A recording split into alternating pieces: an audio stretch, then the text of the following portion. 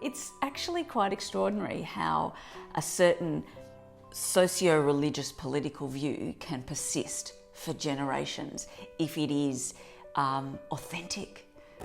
He was too imposing a figure for me to really appreciate any different point of view. I think for me, Sender just had this vibe of statesmanlike or being respected in the community and definitely in our family. You know, whether he was sitting at his favourite chair or he was holding the Seder or opening an event in the community, he just kind of had this air of respect. People would say to me, you know, you belong to the fabrente Buddhisten. I says, that's right, it's the royal line. I says, we are always Buddhisten. My father's a Buddhist, I'm a Buddhist, my children, my great-children, they'll always be Buddhisten. My enduring memory is of my grandfather having his pants pulled up, you know, past his belly button and swinging his arms this way and that way as he walked, you know, and we would sometimes mimic that in front of him, which he thought was very funny.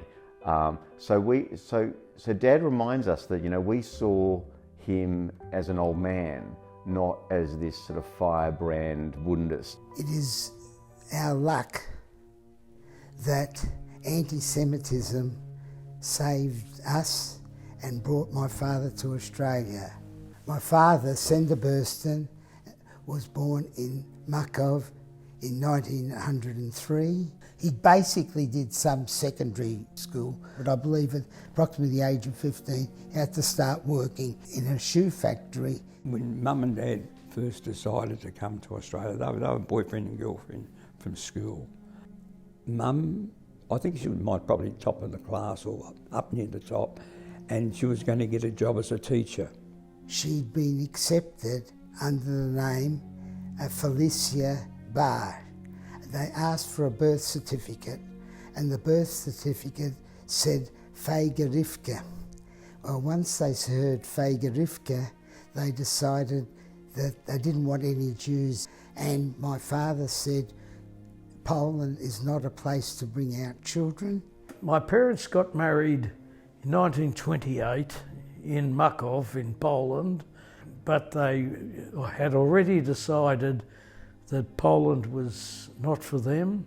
Even though he had a job, he was an organiser for the Bund, he was a political operative there. He had to run the union, he had to run the school, he had to run the newspaper, had to run the kindergarten. It still wasn't enough, and he felt that this was exploitative. And in the end he decided he would never be a paid worker for a communal organisation. He would work for them, but always in a voluntary capacity. He got a single visa to Australia, and my father chose Melbourne because he heard that there were few more Yiddish speakers in Melbourne than in any other city in Australia. Not long after he came, he got involved with the Kadimah. And he immediately took over the Kadimah Library, immediately gave a lecture at the Kadimah talking about Poland, and was incorporated into the Kadimah Committee within 2 months of arriving in Australia. The library was a bit of a mess. He organised it. He had no knowledge of the Jewish system of library organisation, so he developed his own system. And that original system, although it's been improved upon and fixed up, that original system, I think, still is in existence today. At the Kadimah, they put him in charge of the library, and they offered him remuneration, and he wanted that remuneration to pay for my mother to come from Poland. But he said, no, I'm going to do that as voluntary work. You know, Dad always used to talk about how Sender gave selflessly of his time and his commitment to community, and would go down to the docks, meet new arrivals, give them £10 out of his pocket and say, make a life for yourself, son. and those people are all very, very successful. And that gives me great joy that my grandfather was somehow instrumental in really consolidating life, Jewish life in Melbourne. Our home was more or less a meeting place or a centre for the Yiddish-speaking activity. All the major Yiddish personalities that would visit Melbourne all came to our place. In fact, often my parents were the first point of contact for them when they came to Australia, starting with the visit of Melech Ravitch. When Ravitch was thinking of the Kimberley project, he was working for the Volkswagen and he says, I want to go to Australia. Is there anyone I can connect with? Are there any abonnent and any subscribers? I said, yeah, there are 2. He says, oh yes, and do they pay? He says, one of them pays. What's his name? It's Burstin. When he came to Melbourne, the first time was around about 1934, 35. We lived at that time in East Brunswick in a small shop where my father had a small manufacturing business in the shop area in the front, and we lived upstairs and the kitchen in the back, and there was a bit of a backyard, and I remember being photographed with Melech Ravitch. He was well known in the Yiddish-speaking world as a poet, sort of a bit of a bohemian. When he first came to Australia, he came as an emissary for the Yiddish schools of Poland, and also to do a bit of exploratory work in the Northern Territory to see whether it was possible for Jewish refugees to settle there. Ravitch came, there were 700 people at the Kadimah wanting to hear Ravitch speak. And then he went on his trip. Ravitch did about 90 photos with his box brownie, and he set up an album, and to each photo he wrote a little paragraph. When his son, when Yosef Orbach came with his exhibition some 30 years ago or so, I looked at these pictures and the penny dropped that we've got an album at home.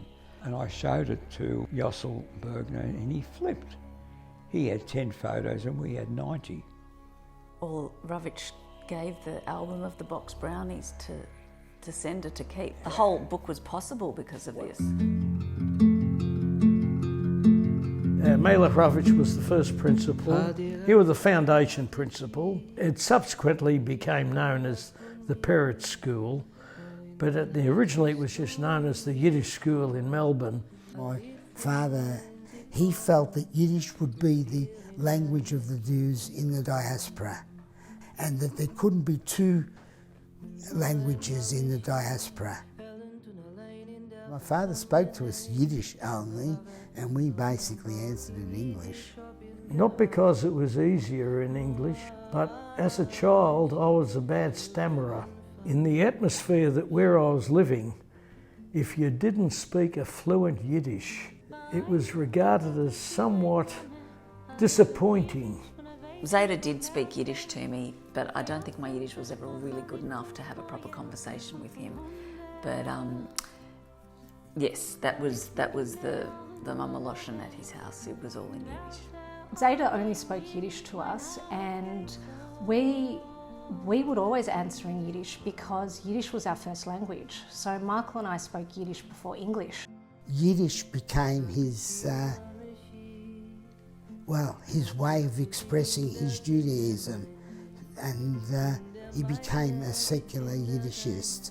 Sender was very heavily involved in everything Yiddish, be it the productions, the plays.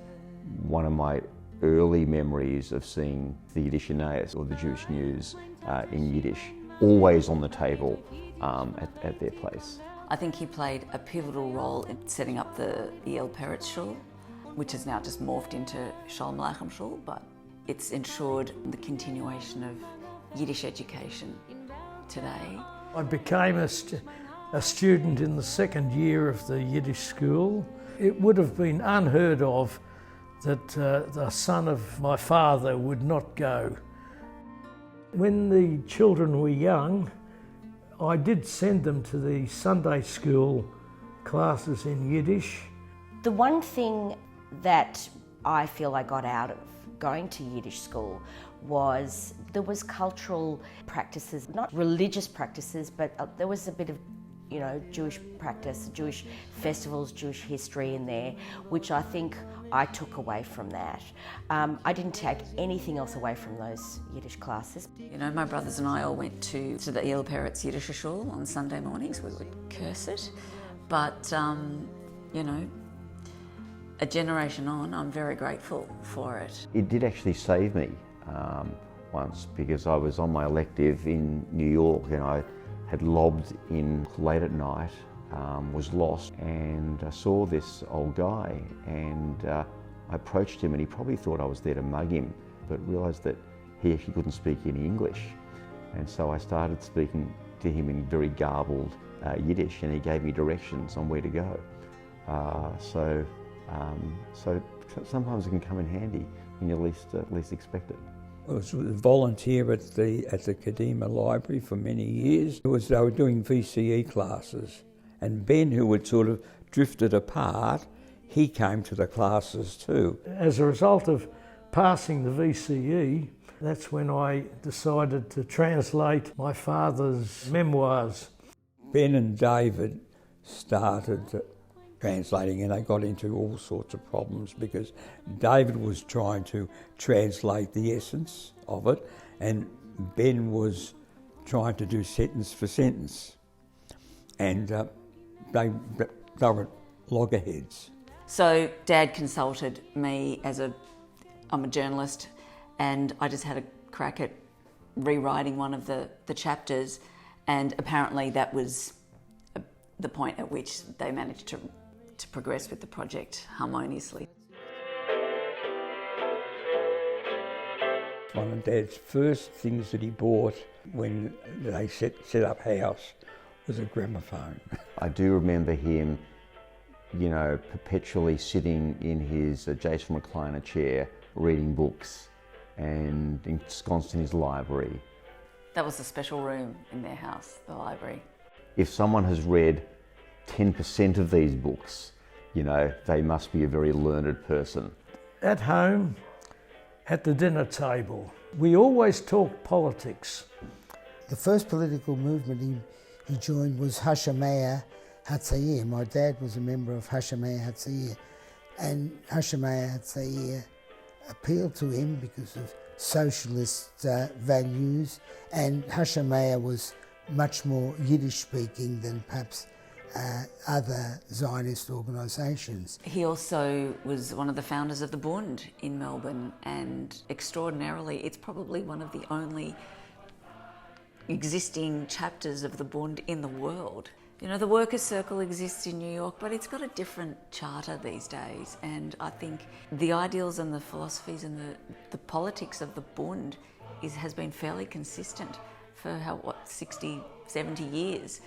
My dad made the decision to join the Bund because he felt he had to solve or help solve problems of Jewish life wherever Jews were living, and he wanted to have his communal life a secular one with Yiddish, and the Bund appealed to him on that basis, and he never wavered in his Bundism throughout his life.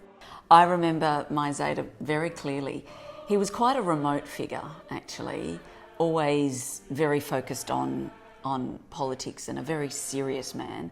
But I recall as a child when I would go over to visit him and my stepmother Rochel, sitting around their kitchen table in what I remember now is quite a gorgeous Art Deco home in Kew.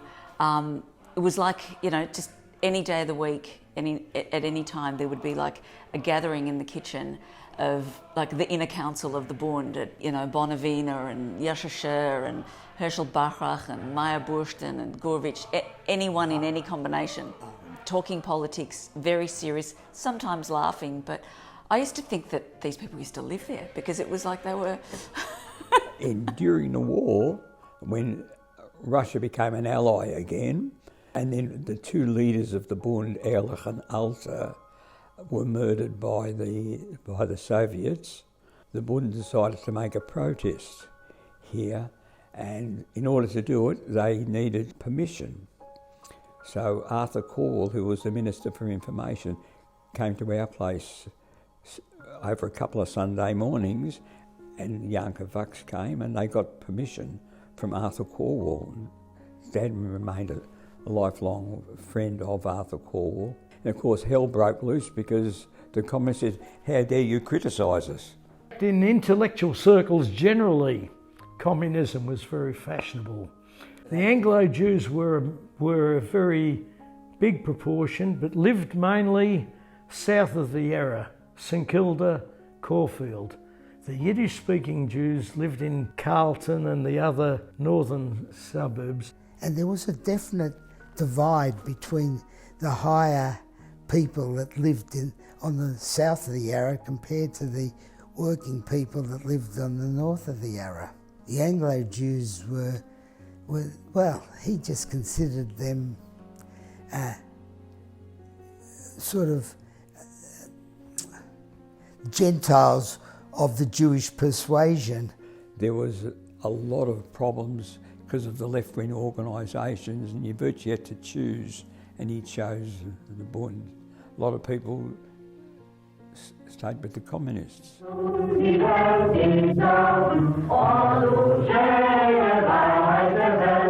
SCIF didn't start until after the Second World War, post-war immigration.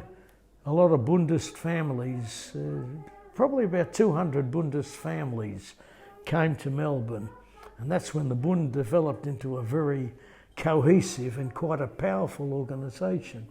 And there were a lot of children David's age. He had a lot of friends, all came from the same Bundist background. The SCIF was the youth organisation of the Bund, and I went to the first SCIF camp ever organised in Melbourne at the age of 13. And that influenced my life significantly. Growing up, we were introduced to SCIF early, so Michael and I both went to SCIF.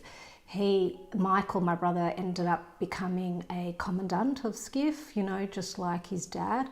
And so most of our friends were from the SCIF Yiddish-speaking community. It's pretty hard to beat that kind of socialist feeling out of it when it's, in the mother's milk.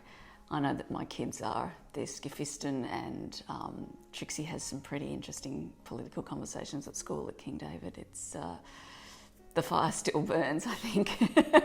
Bundism sagt sich als ein jiddischer Sozialist. Ich bin nicht ein Sozialist. Ich bin ich bin ein liberaler Kapitalist. Ich kann sagen, also ich bin ein kultureller Bundist, aber nicht kein sozialistischer Bundist.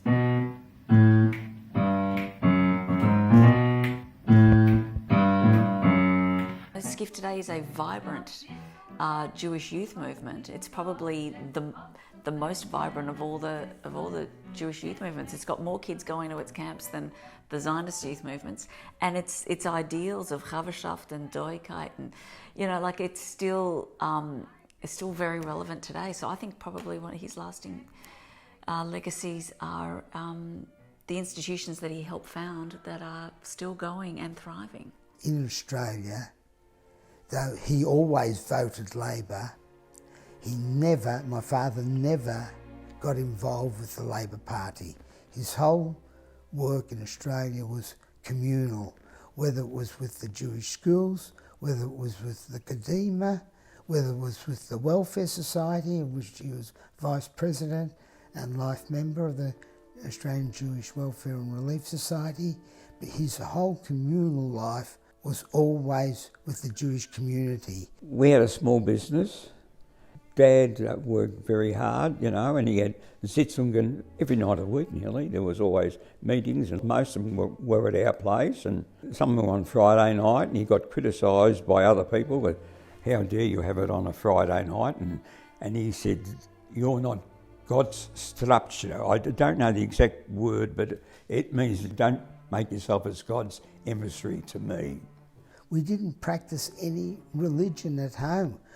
He may have known the prayers, but we never heard the prayers at home. We never even had candles on Shabbos, and that is something that I brought in with my own family afterwards. But my father, they, at that stage, the secular people had given up completely on religion, but they had the background of religion. As a child, when I went to school, my father still had his anti-religious approach, and when it came to the Jewish high holidays, he sent me to school.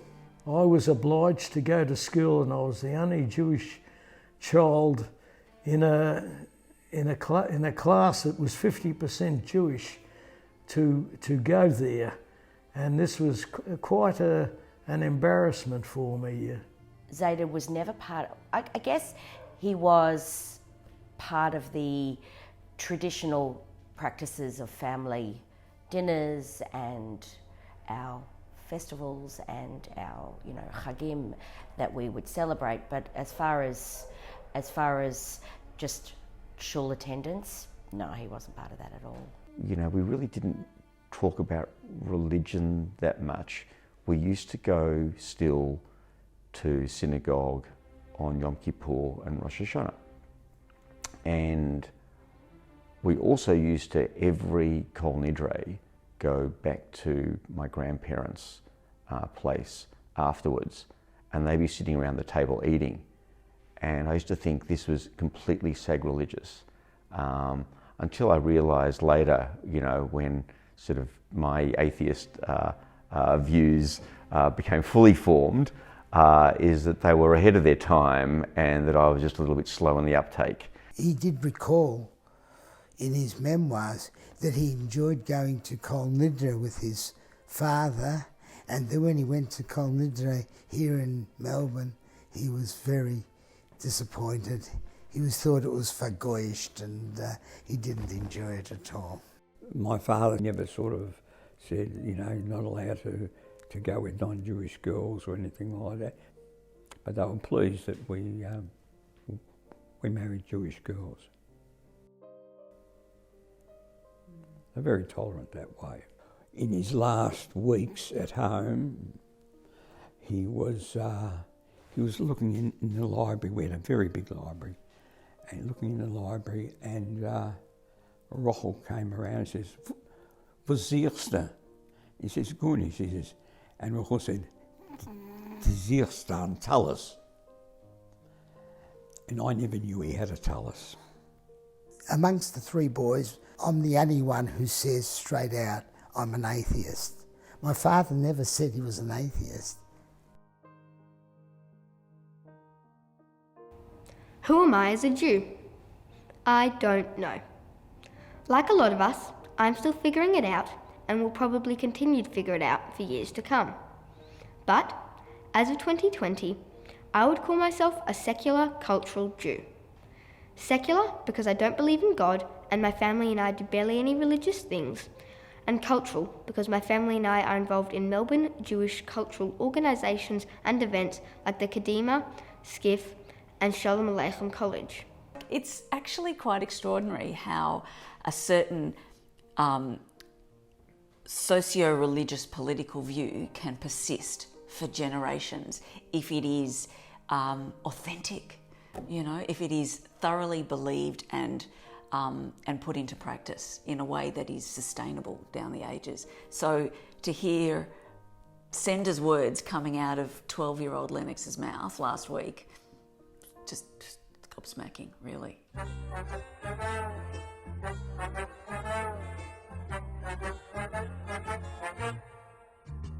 Dad worked Saturday morning, and Saturday afternoon the religion was Carlton. And he went with his Bundist, Yiddish friends, they all went to Carlton. So I was radicalised as a Carlton supporter, and I've done that, tried to do it with my kids too. And I still remember the 1938 grand final, and went there with Dad and with Ben. I was born in Carlton. My primary schooling was in Carlton. My secondary schooling at Uni High was Carlton, Melbourne University is Carlton, my football team was Carlton, and skiff was Carlton. So people ask me what I am, and I tell them I'm an ethnic Carlton. He loved Australia. He thought it really was a lucky country, and he loved the AFL. And we all loved the Carlton. We all barracked for Carlton. It's a generational gift, I would say. So this is as much a cultural legacy as Yiddish and the Ajax Football Club.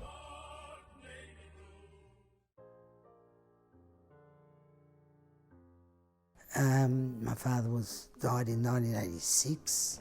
And this is a very enduring memory, is that when he was dying and there was West Side Story on, a special with Leonard Bernstein conducting, and Dad was in his bedroom, in his bed, with his arms around my grandfather a day before he passed on.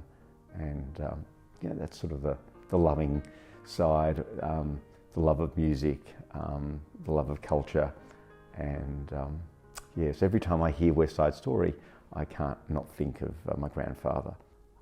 I do remember it being an enormous funeral, and lots of people that I didn't know as well as did know. And again, that makes you very proud that you had a patriarch who was central to the community.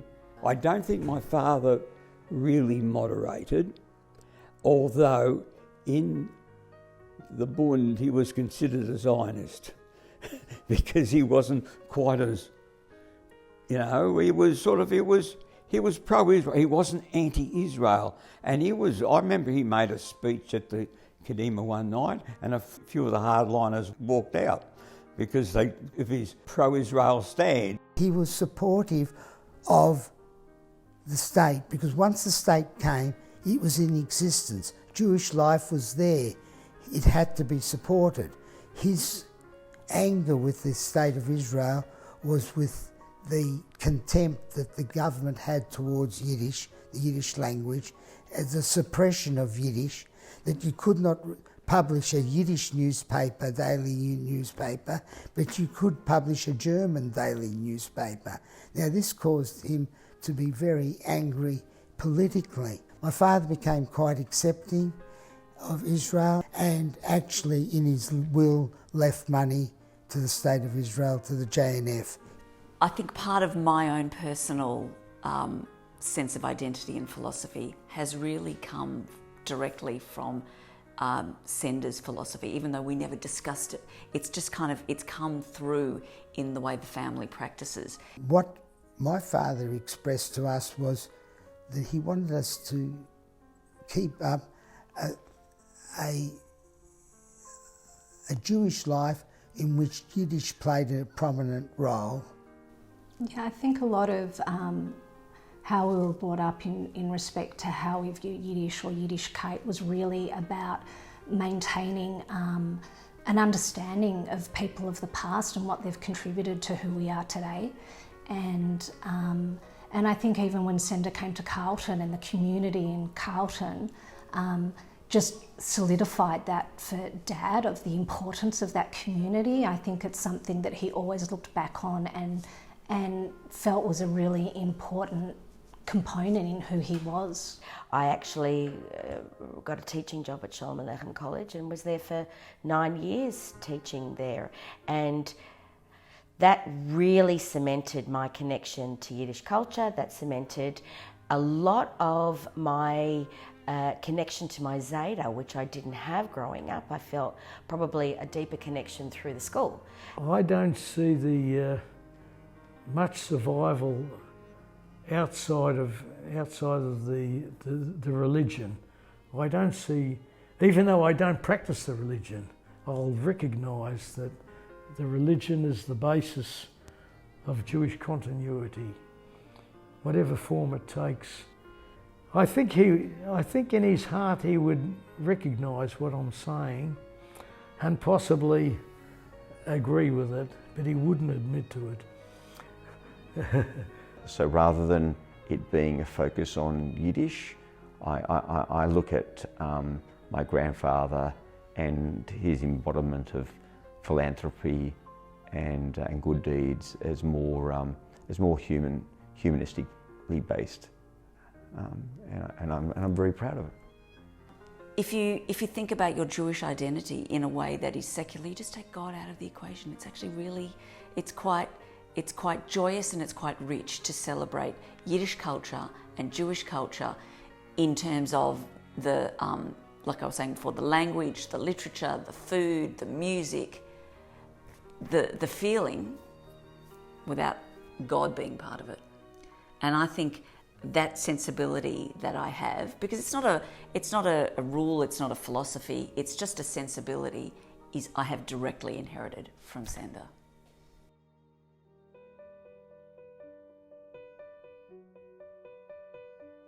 When I became a youth leader at SCIF, ran camps and ran some very large youth camps, and afterwards was on the committee of the I.L.Peretz School, president of the I.L.Peretz School, and then when later my wife was the foundation principal of the Shalom Aleichem College, and I became involved in the Shalom Aleichem College and was on the committee for many years in various positions, secretary, vice president, and ultimately president for 4 years. And I've been involved with the Kadimah committee for a number of years as well. So I'm a life member of the